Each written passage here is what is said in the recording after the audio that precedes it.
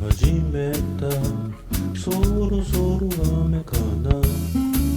南の風が強くなってきた。小枝が揺れて青い梅の実とポロリ坂を転がった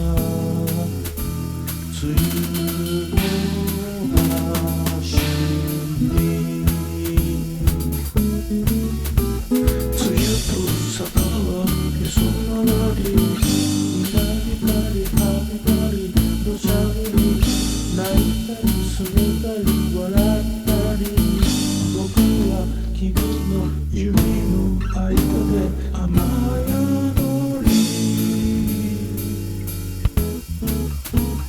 あれから一年、いつもの梅雨空だけど、今年の梅雨はいつもとちょっと違う。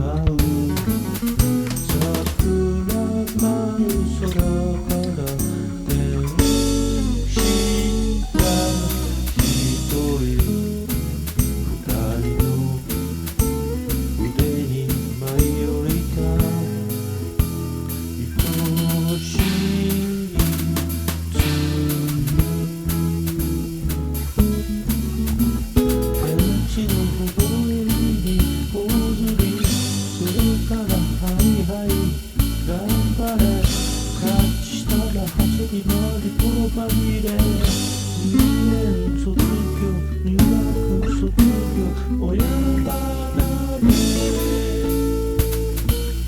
トゥルルトゥルトゥルルトゥトゥルルトゥトゥルルトゥルトゥルルトゥトゥルトゥ。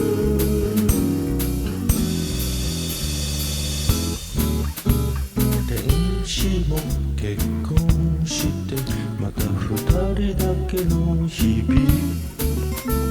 梅雨になるといつ